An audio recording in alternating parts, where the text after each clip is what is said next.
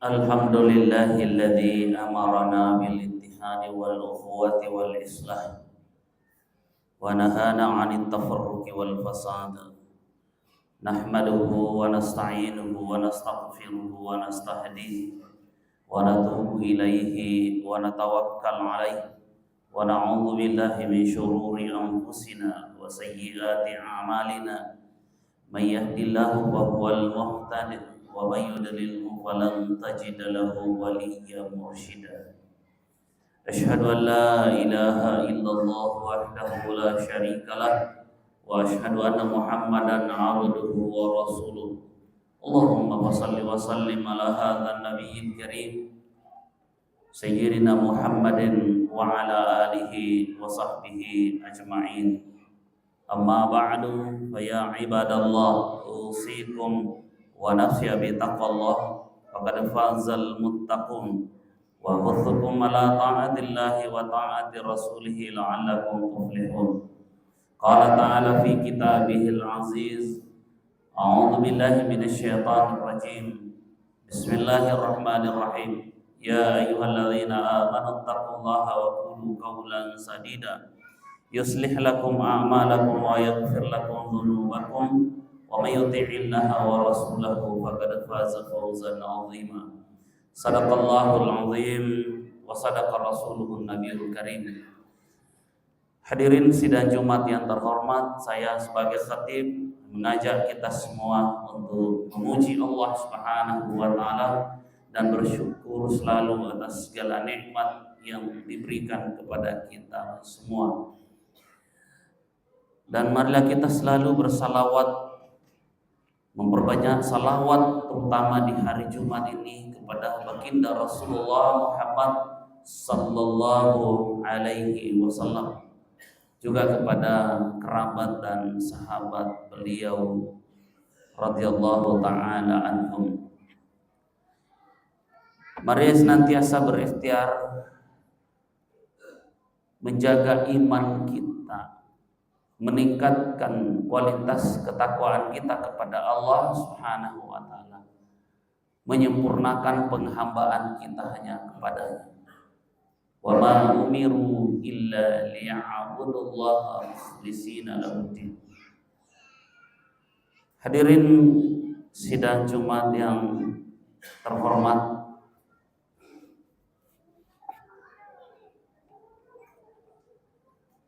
ketika Allah Subhanahu wa taala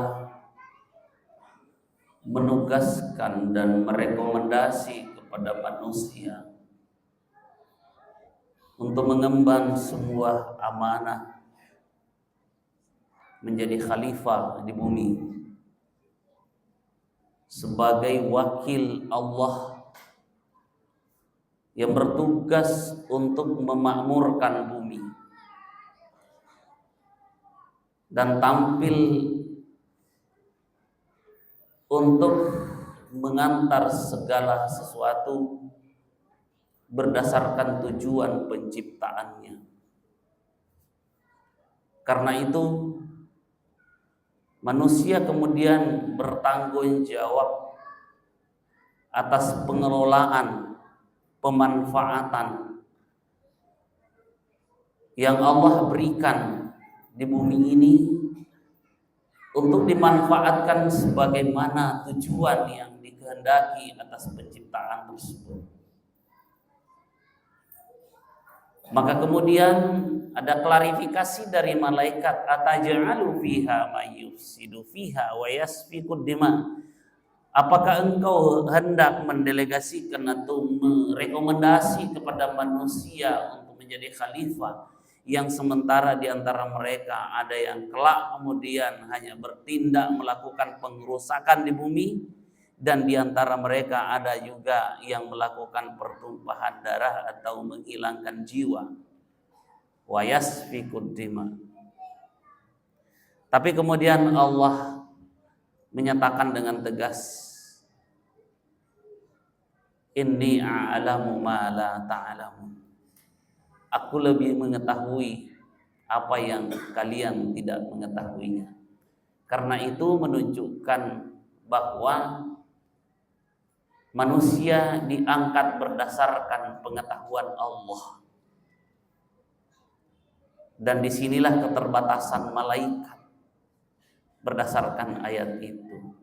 Tapi ini sekaligus menjadi peringatan bahwa banyak kelak kemudian manusia ada yang berhasil mengemban amanah sebagai khalifah, ada juga yang kemudian gagal. Ciri-ciri makronya yang gagal itu ada dua disebutkan dalam ayat ini.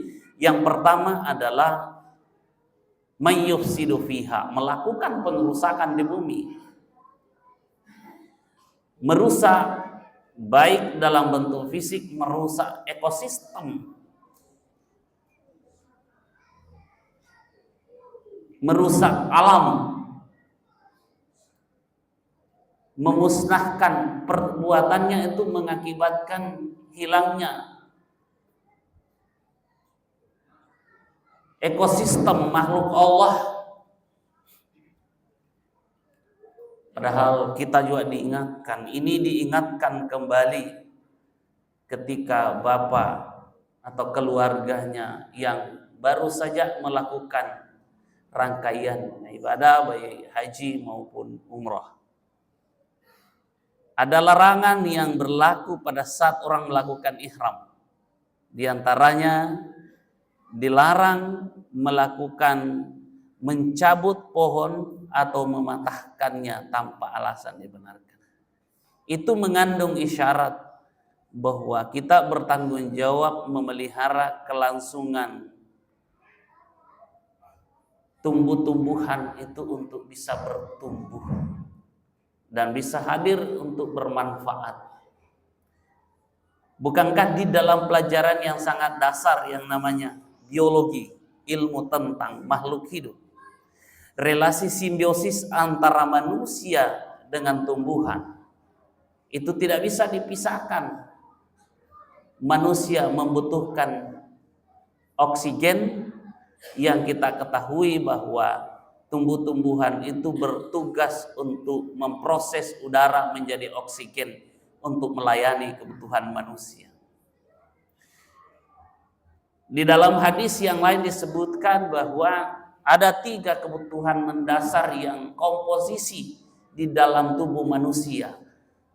Sepertiga untuk oksigen, sepertiga untuk cairan, dan sepertiga untuk makanan. Itu dibagi secara proporsional. Dan jika manusia melakukan itu berarti zalim, melanggar itu berarti zalim terhadap dirinya jika dilakukan secara tidak seimbang. Oksigen harus terpenuhi. Itu sebabnya kita lihat orang yang ketika dirawat dan membutuhkan oksigen terpaksa disuplai dengan oksigen buatan, karena itu tidak bisa dipisahkan dari manusia, dan itu sudah dikerjakan oleh tumbuh-tumbuhan. Begitu juga sebaliknya, tumbuh-tumbuhan sangat membutuhkan apa yang kita keluarkan. Itu yang dibutuhkan, sehingga hubungan kita dengan makhluk Allah yang bernama tumbuh-tumbuhan itu tidak terpisah.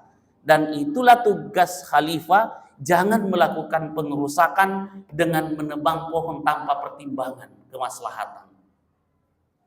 Tapi apa yang kemudian terjadi, seringkali manusia lupa merasa paling berkuasa sebagai pengelola bumi.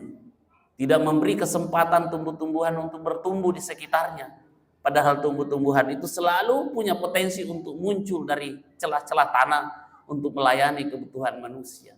Bahkan kadang-kadang kita menutupi permukaan tanah karena menurut kita itu yang lebih bersih, lebih indah. Padahal kita tidak pernah mengetahui bahwa ketika kita membuka peluang untuk bisa bertumbuh tumbuh-tumbuhan, atau ada ratusan bahkan ribuan jenis makhluk Allah berupa binatang yang sangat meminta air di bawah kita.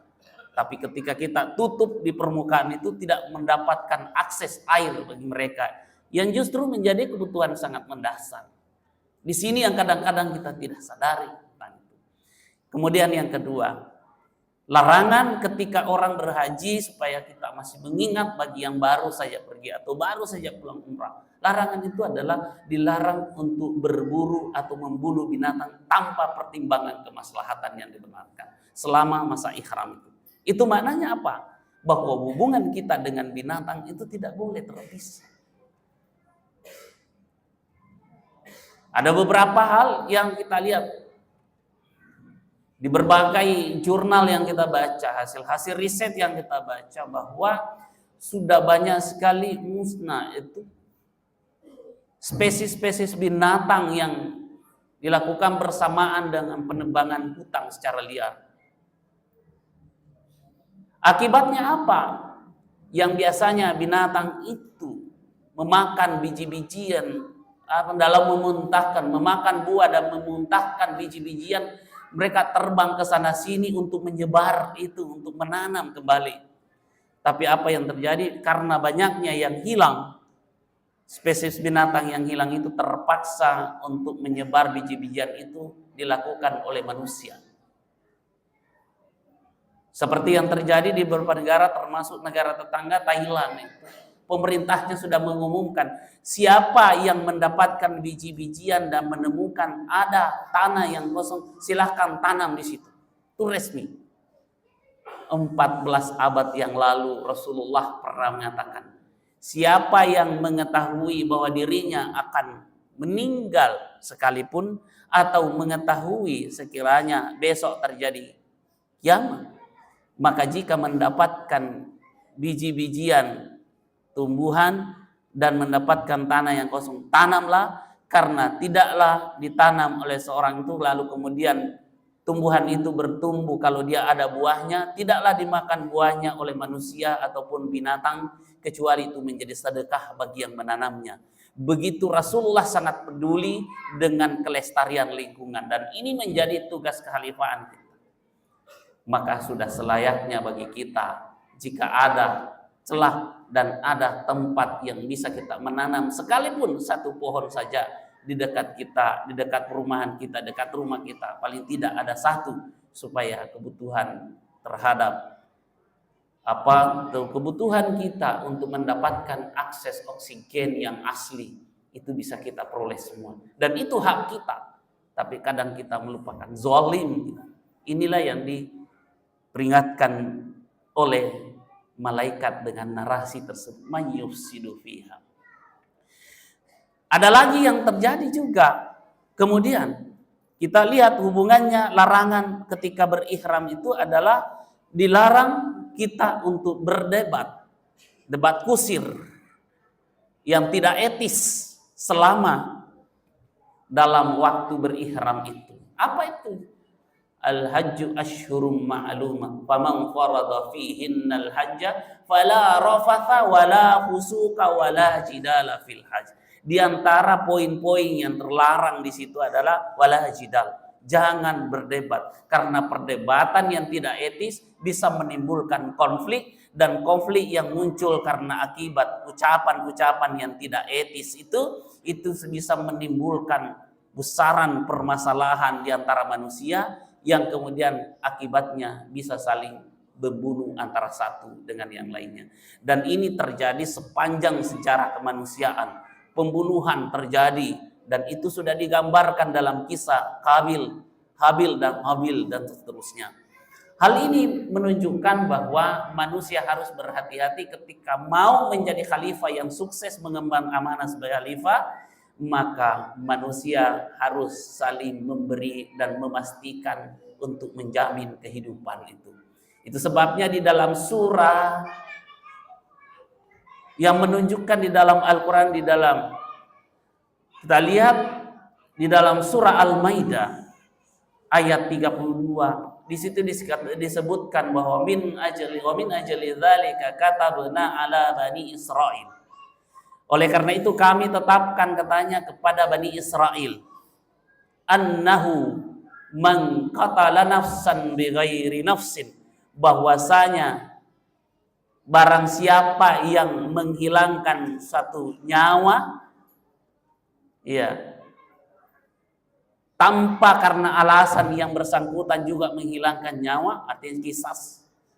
Au fasadin fil ard, atau tidak melakukan pengerusakan di bumi, fa ka'annama qatalan nasa jami'a, maka itu dampaknya, dosanya itu sama dengan membunuh seluruh manusia. Tapi sebaliknya, siapa yang memberi akses kehidupan dan menjamin kehidupan, melakukan tindakan yang bisa menyelamatkan jiwa manusia, wa man ahyaha fa ka'annama ahyan nasa jami'a, siapa yang menjamin kehidupan manusia, suatu jiwa, maka pahalanya sholat atau kebaikannya sholat seperti menyelamatkan seluruh jiwa. Karena itu tugas kita adalah bagaimana kita saling memberi akses kehidupan yang baik. Bagaimana kita tampil juga untuk menjadi rahmat bagi tumbuh-tumbuhan, menjadi rahmat bagi binatang dan spesies-spesies makhluk Allah yang lainnya. Inilah yang kemudian Rasulullah digambarkan dalam Al-Quran, wa ma arsalnaka illa rahmatan lil alamin, dan kami tidak mengutus kamu Muhammad menjadi rasul kecuali supaya menjadi membawa misi universal, yaitu menjadi rahmat bagi alam semesta. Dan itu juga menjadi tugas kita semua untuk menjadi hamba Allah, menjadi khalifah yang mengemban amanah dengan tugas ini. Insya Allah dengan konsep ini, dengan kesadaran ini, kita termasuk bagian dari yang tidak diprotes tersebut, yaitu mayyufsidu fiha wa yasfiku dima, tidak melakukan pengerusakan, juga tidak melakukan pembunuhan. A'udzu billahi minasyaitonir rajim. Bismillahirrahmanirrahim. Innamal mu'minuna ikhwah fa aslihu baina akhawaykum wattaqullaha la'allakum turhamun. Barakallahu li wa lakum fil Qur'anil azim wa nafa'ni wa iyyakum bima fihi minal ayati wadh-dhikril hakim wa taqabbala minni wa minkum tilawatahu innahu wal ghafurur rahim. Allah.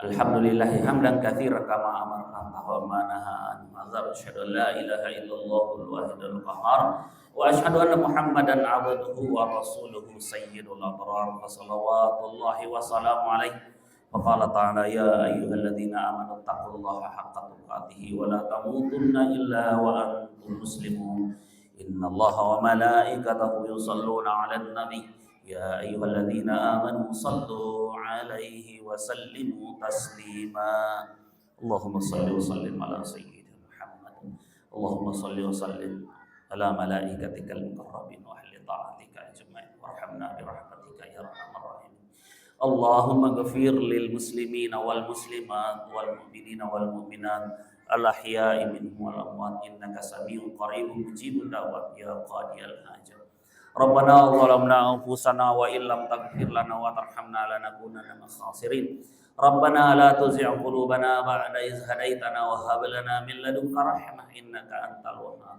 ربنا هب لنا من أزواجنا وذرياتنا قرة أعين واجعلنا للمتقين إماما ربنا أتمم لنا نورنا واغفر لنا إنك على كل شيء قدير اللهم أرنا الحق حقا وارزقنا اتباعه وأرنا الباطل باطلا وارزقنا اجتنابه اللهم أعنا على ذكرك وشكرك وحسن عبادتك ربنا آتنا في الدنيا حسنة وفي الآخرة حسنة وقنا عذاب النار صلى الله على سيدنا محمد وآله وصحبه وسلم والحمد لله رب العالمين آمين أقم الصلاة